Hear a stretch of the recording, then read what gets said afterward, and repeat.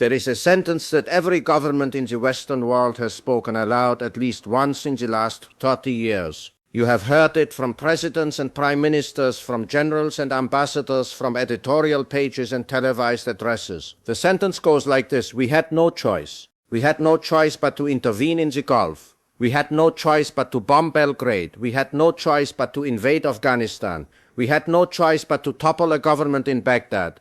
We had no choice but to support a revolution in Libya. We had no choice but to arm factions in Syria. The historical record shows that in every one of these cases there was a choice. There was always a choice. And the consistent failure to recognize that choice, to see it clearly, to weigh it honestly against the full cost of military action is not a failure of courage. It is a failure of political thought. The men who made these decisions were not villains. So several of them were, by the private standards of human conduct, decent individuals. But decency is not a substitute for strategic judgment, and strategic judgment untethered from a clear understanding of power, interest, and the limits of military force is not statecraft. It is something far more dangerous. It is ideology wearing the mask of policy. This is what I intend to demonstrate today. Not that the use of force is always wrong, not that all intervention is illegitimate, but that the specific pattern of military action we have witnessed since 1990, repeated, bipartisan, and remarkably consistent across different administrations and different alliances, reveals a single, identifiable intellectual error, an error that was predictable, an error that was in fact predicted. By the end of this video, you will understand the one question that every one of these wars failed to answer before the first missile was fired, and you will understand why the failure to answer. That question is not a political accident, but the structural consequence of how the Western world has chosen to think about power since 1945. That question is not, can we win? Every military planner in every one of these conflicts believed the answer to that question was yes, and they were right. The battlefield victories were real. The flags were taken down. The regimes fell. The question that went unanswered, the question that the realist tradition has insisted upon for centuries, is a different one entirely. I will not state it yet. But by the time we reach it, the answer will be self-evident, and it will change how you read every foreign policy argument you encounter from this day forward. We are not speaking of history in the abstract sense of battles resolved and consequences already absorbed. The consequences of the wars launched between 1990 and 2020 are still unfolding, still shaping the distribution of power in the Middle East, in Central Asia, in Eastern Europe, and in the domestic politics of the nations that launched them. The United States has spent, by conservative estimate, more than $8 trillion on post-September 11 military operations alone. The Watson Institute at Brown University has documented that figure with care, and it does not account for the full cost of the Gulf War, the interventions in the Balkans, or the cascading effects of the Libyan and Syrian operations. $8 trillion. And what is the strategic result? Afghanistan returned to Taliban governance 20 years after the initial invasion, precisely the condition the invasion was meant to prevent. Iraq has a government that maintains close political ties with Iran, precisely the regional power the Iraq War was intended to contain. Libya has no functioning central government at all. Syria is partitioned in practice, if not in name, with Turkish, Russian, Iranian, and American forces operating on its territory simultaneously. These are not controversial claims. They are the acknowledged assessments of the foreign policy establishments that designed and executed these operations. The architects of the Iraq War have in many cases written memoirs acknowledging the failure.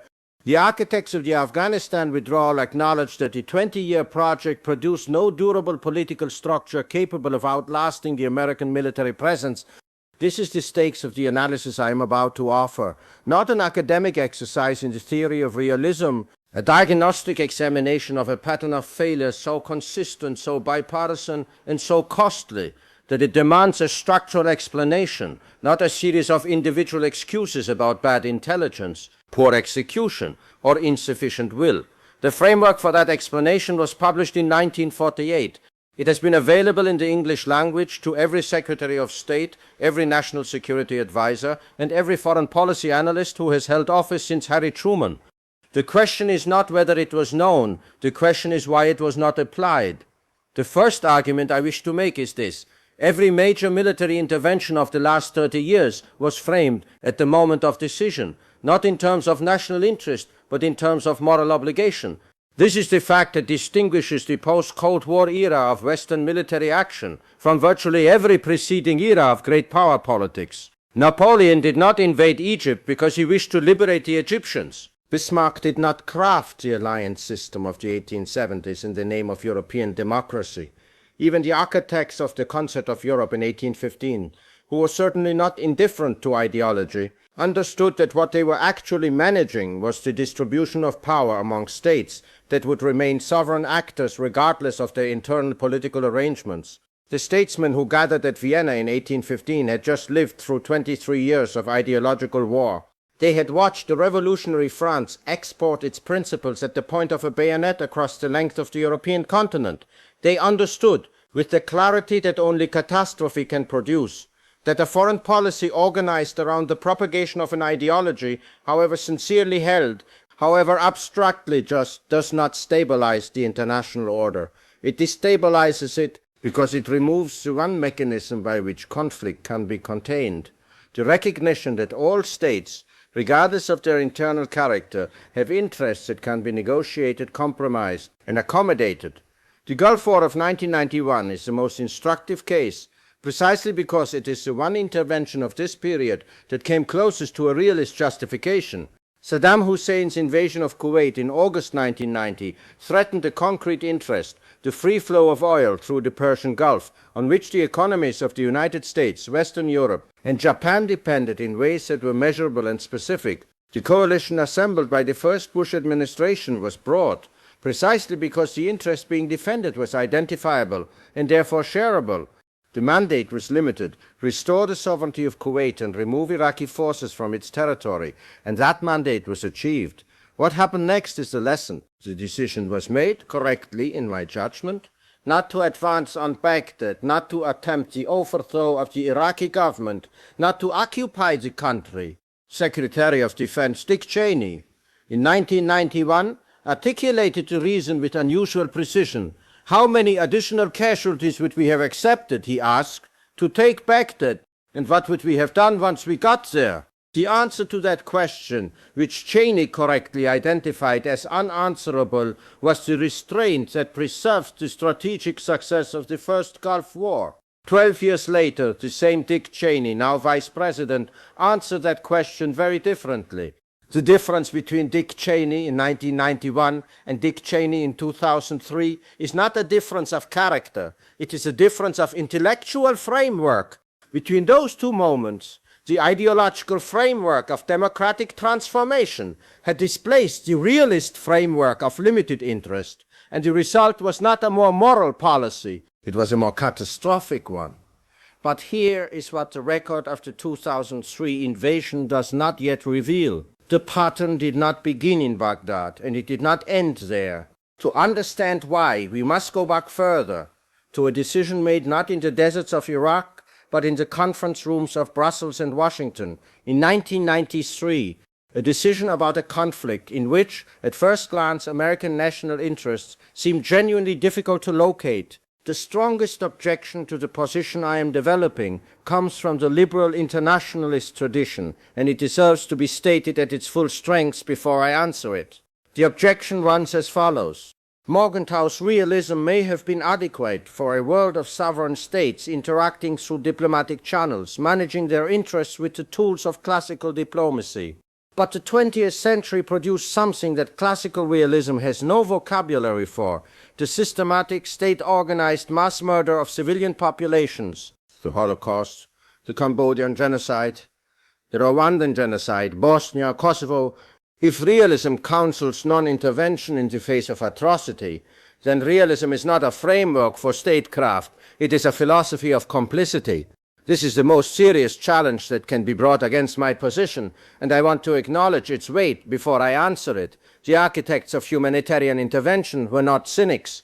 Many of them had studied the failure of the Western powers to act in Rwanda in 1994, and they were genuinely morally determined not to repeat that failure. In particular, was driven by statesmen who believed, and who may have been correct, that Slobodan Milosevic's government was preparing a campaign of mass violence against the Albanian population of Kosovo that would have produced casualties comparable to what had already occurred in Bosnia, I do not dismiss that motivation. I do not question the sincerity of those who held it.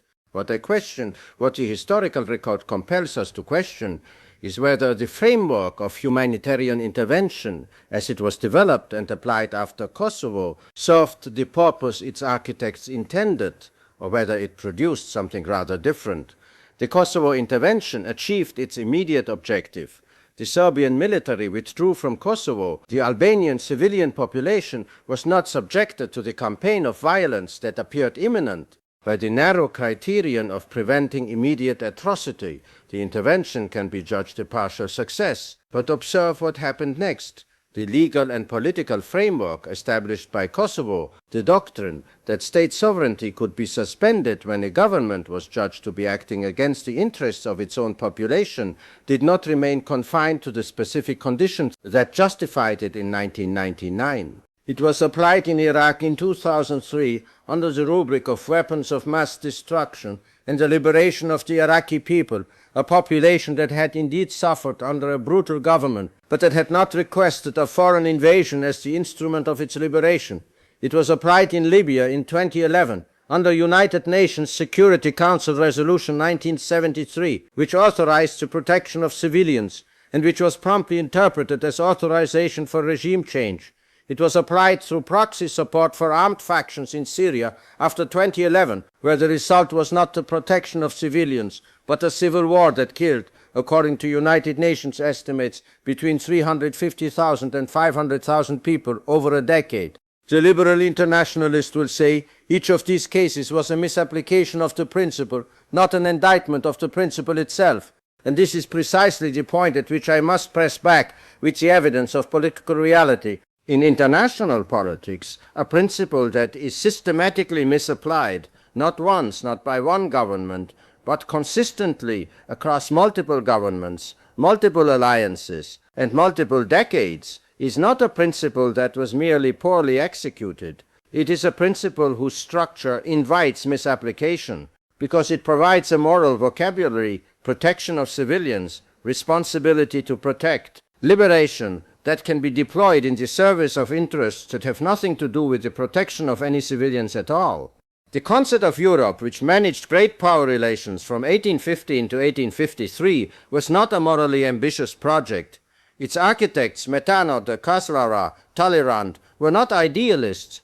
They were men who had witnessed the destruction of the Napoleonic Wars, and who understood that the first obligation of statecraft is to prevent the recurrence of catastrophe on that scale. The framework was not based on the transformation of states, but on the management of the interests among states. And for nearly 4 decades it worked. The decades after 1853, as ideological frameworks began to displace the interest-based architecture of Vienna, produced a progressive unraveling that culminated 60 years later in a war that killed 17 million people. The question is not whether the architects of humanitarian intervention were good people. The question is whether good people operating with an inadequate framework can produce catastrophic results. The historical record suggests that this is not merely possible, it is the normal condition of ideologically driven foreign policy. The third argument brings us to the question that the realist tradition has always asked, and that the last 30 years of Western military policy consistently refused to answer.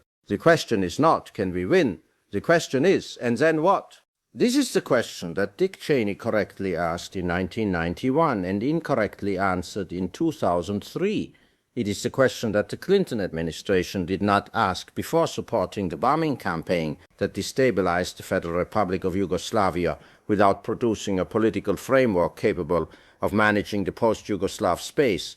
It is the question that the Obama administration did not ask before supporting the intervention in Libya in 2011. And it is the question that no serious strategic assessment of the Afghanistan operation ever answered satisfactorily in 20 years of occupation. In politics among nations, I argue that the national interest, properly understood, has a specific content. It is not merely whatever a government says it wants at any given moment. The national interest of the United States as a great power with global commitments includes, at its irreducible core, the maintenance of a balance of power in the regions that matter to American security, Western Europe, the Persian Gulf, and the Western Pacific. It does not include the transformation of the domestic political arrangements of states in those regions, not because such transformation is undesirable in the abstract, but because it is beyond the capacity of external military force to achieve, and the attempt to achieve it by force destroys the balance of powers. It serves the actual security interests. Consider the strategic result of the Iraq War with this framework in mind. The primary strategic objective of American policy in the Persian Gulf since the Islamic Revolution in Iran in 1979 had been the containment of Iranian influence. Saddam Hussein's Iraq, for all its brutality, served as a counterweight to Iranian power. This was in fact the logic behind American support for Iraq during the Iran-Iraq War of the 1980s, a period in which the United States provided intelligence and diplomatic support to a government it knew was using chemical weapons against Iranian forces. The realpolitik of that decision was cruel, but its strategic logic was coherent. Iraq as a counterweight to Iran. The 2003 invasion destroyed that counterweight.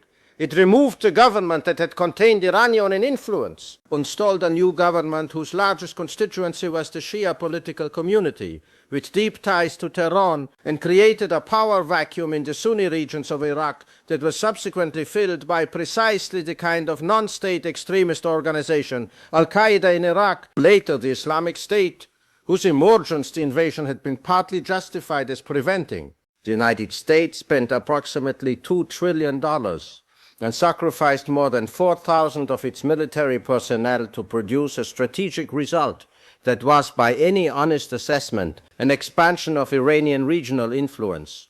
This is not hindsight. In 2003, before the invasion, analysts working within a realist framework at the State Department, in the intelligence community, in several of the country's most serious strategic studies institutions, produced assessments warning of precisely these consequences. Their warnings were not heeded because the intellectual framework of the policymakers who made the decision was not one in which these consequences were visible.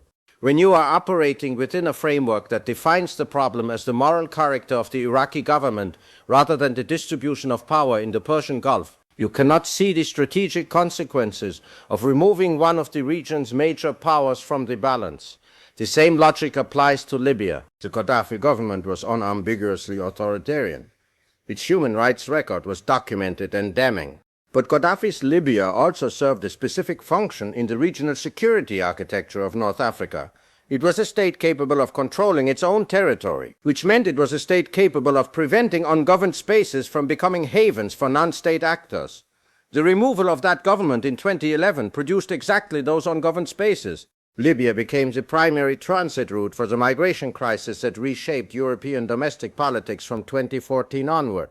It became a base of operations for extremist groups operating across the Sahel, and it became the site of a continuing civil war in which outside powers, Turkey, Russia, the United Arab Emirates, France, pursued their interests in the absence of any functioning Libyan state. Better statecraft in each of these cases would not have been a refusal to engage. It would have been engagement organized around a different question, not how do we remove this government, but what fills the space after it is removed. And if the answer to that question is we do not know or we cannot control the outcome, then the burden of proof for military action becomes necessarily much higher.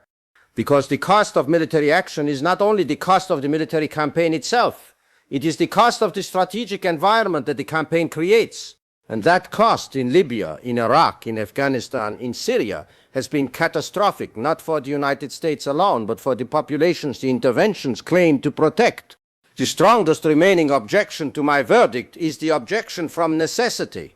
It runs as follows. The realist framework you are defending is elegant in theory, but it assumes a level of strategic patience and political courage that democratic governments cannot sustain. The pressures that produced the Iraq War, the psychological shock of September 11th, the genuine fear of weapons of mass destruction, the domestic political demand for decisive action, were not irrational impulses, they were the responses of democratic governments to real events in real time. A framework that requires governments to resist such pressures is a framework that is, for practical purposes, unavailable to democratic statesmen. This is a serious objection, and I will not pretend otherwise. The realist tradition has never claimed that its prescriptions are politically easy. Max Weber, whose concept of the ethics of responsibility has always seemed to me the closest philosophical foundation for political realism, was explicit on this point. The statesman who operates within the ethics of responsibility must be willing to accept the political cost of resisting the demand for emotionally satisfying but strategically counterproductive action. That is a heavy burden.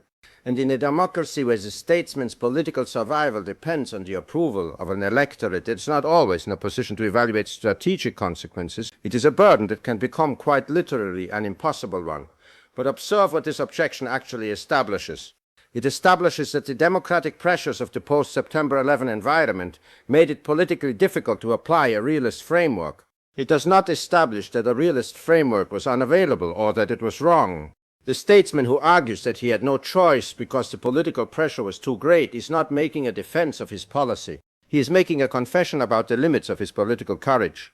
George Kennan, whose original conception of containment, articulated in the Long Telegram of 1946 and the X article of 1947, was a model of realist strategic thought, watched the militarization of his own doctrine with horror. He had argued for the containment of Soviet power through political, economic, and cultural means. What emerged instead was a global military commitment justified in the universalist language of freedom against tyranny, precisely the ideological framework that Kennan, like myself, believed was the most dangerous way to organize American foreign policy.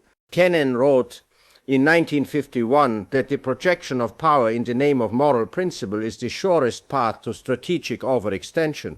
The 50 years of foreign policy that followed his writing demonstrated his thesis with a fidelity that might, in other circumstances, be almost admirable. The objection from democratic necessity does not refute the realist diagnosis. It explains why the patient repeatedly refuses the prescribed treatment. That is a fact about democratic politics. It is not a fact about the wisdom of the policy. At the beginning of this analysis, I promised you an answer to one question. Not the question every military planner asked, can we win? But the question that was systematically absent from every decision to use force over the last 3 decades. The question is, and then what? That is the question. 3 words. And then what? What fills the space created by the removal of a government? What political order emerges from the military vacuum? What does the strategic map look like, not on the day of military victory, but 5 years later, 10 years later? The reason this question went unanswered consistently across administrations of different parties, across alliances of different compositions, across conflicts of different stated justifications, is not that the statesmen who made these decisions were foolish or wicked. It is that the intellectual framework within which they operated made the question invisible. When you define the problem as the moral character of a regime, the solution is the removal of that regime. The question of what follows the removal is, within that framework, secondary to be managed by the grateful population you have liberated, by the democratic institutions you will help them build, by the historical momentum of freedom itself.